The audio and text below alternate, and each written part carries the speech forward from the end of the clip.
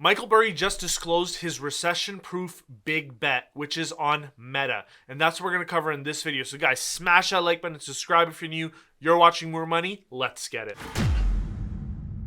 What's up guys, and welcome back to the channel, where the goal here is to help at least 1,000 people achieve financial independence much sooner. And this one's very interesting because I'm a big believer in the stuff that Michael Burry has to say. I think he's generally always in the right vicinity of the way that I'm thinking. We do have the same heroes in like Charlie Munger, Buffett, the Graham and Dodd.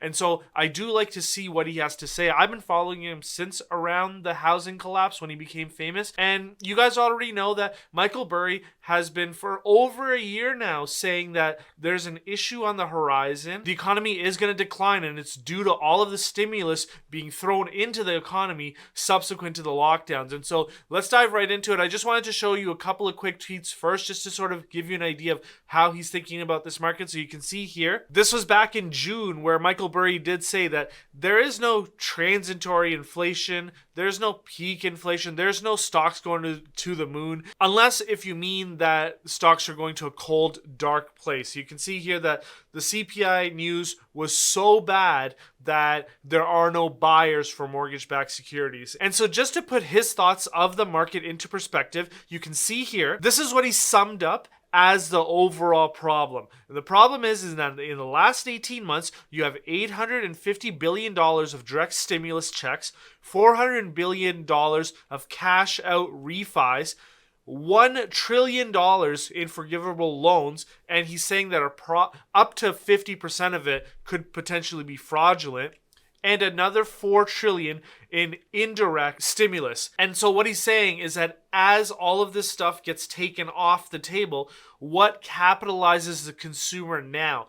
And essentially what he's saying is that higher wages is not going to account for that, especially in an environment where higher wages are not going up as high as the rate of inflation. So obviously the net impact of this, there's going to be a consumer-led downturn, which I also fundamentally believe. And this is why I was largely selling securities into the strength in 2021.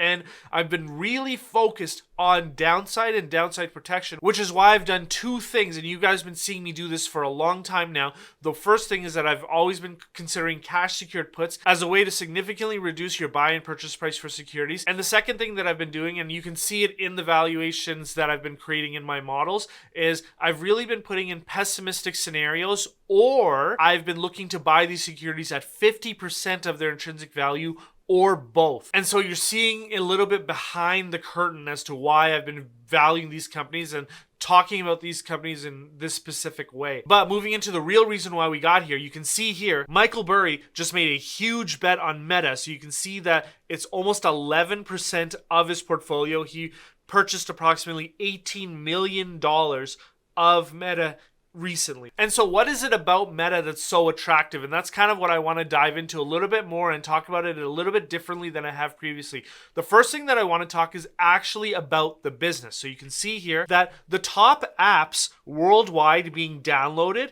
are still owned by Meta. So you can see Instagram, Facebook, WhatsApp, and Facebook Messenger. So out of the top 10 apps being downloaded, you can see that Facebook or Meta owns the top 4. And then of the monthly active users, you can see that the top 4 are Meta apps. So I understand that TikTok is a challenger, and I understand that YouTube Shorts is coming up as well, but there's no underscoring the power of Instagram, WhatsApp, and Facebook.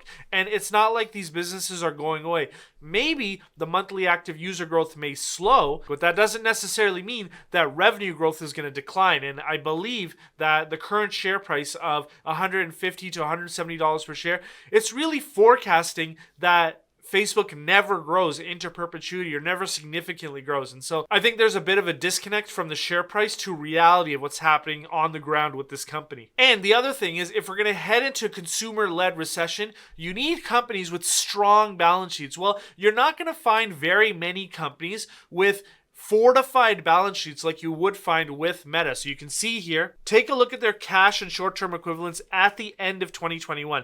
They have approximately $50 billion of cash and zero long-term debt. So there's a very clean balance sheet and lots of excess capital. And then what does that mean really? Well, you can see here, Facebook or Meta is a cash generating machine. In the last year, in 2021, they generated $57 billion of cash from operations. And I would say that that's approximately $40 billion of free cash flow. Well, look what they're doing with that free cash flow. You can see that they repurchased $44 billion of stocks last year alone. And so this cash build that they're having, they're using it to buy back shares. What better time to buy back shares when your company is trading at near 50% of its intrinsic value? That's absolutely accretive. This is a huge opportunity, and I can see why Michael Burry is buying Meta. And in fact, I very recently made a video on Meta on this channel when the share price went close to $150 per share, saying that it would look like a huge value before I even realized that Michael Burry was buying into it. So very interesting, and it's nice to see that I'm sort of thinking in the same way as one of my heroes. Now, moving into revenue growth, in order to get to the current share price of approximately $170 per share, because it did run upwards very quickly in the last couple of days, you have to value low to no revenue growth into perpetuity and use a very low multiple. And as you can see, that's not the case. Even in a pessimistic scenario, which is how I'm modeling Meta, you can see that their daily active user growth is only at around 3%. That's what I'm forecasting for 2022 and beyond. But their revenue growth, I'm forecasting at low double digits into 2026. So it's not like this company's revenue is not growing. And so what does that mean in terms of valuation? Well, you can see here that using a low valuation multiple of 17.5 times earnings, which I believe is a very low valuation multiple for a company that's growing revenues in double digits. So you can absolutely use 22.5, and I would not blame you for that. But just from a pessimistic perspective, which is how I like to value Meta, you can see just using 17.5 times earnings and a terminal discount rate of 11.5%, I'm getting to a value of the company of $242 per share. Add in that excess capital, that $40 billion that I just showed you earlier, you're getting to around $260 per share. So at $170 per share, Meta is trading at approximately 66% of its intrinsic value, or 16.1 times 2022's expected earnings per share. So that's absolutely cheap. You're definitely in value territory. Facebook is one of those shares where I would be comfortable buying it for under 75% of its intrinsic value, but also I'm using a low multiple. I'm sure most people are using a multiple of approximately 20 times earnings to 22.5 times earnings, or even higher, but I would caution on more than around 25 times earnings. But you can see huge value here. Now, if you want access to my Facebook model and the tracker of all the companies that we're tracking and all the individual models that flow into that tracker, you can get access to all of that at the lower tier of the Patreon. And once again, like I always say, there's never any risk to you, because if you decide to try out the Patreon and you decide that it's not for you, no problem. Before you cancel, let me know in Patreon that you decided to unsubscribe, and I'll completely refund your first month's subscription. So once again, zero risk to you. That's how much I believe in the product.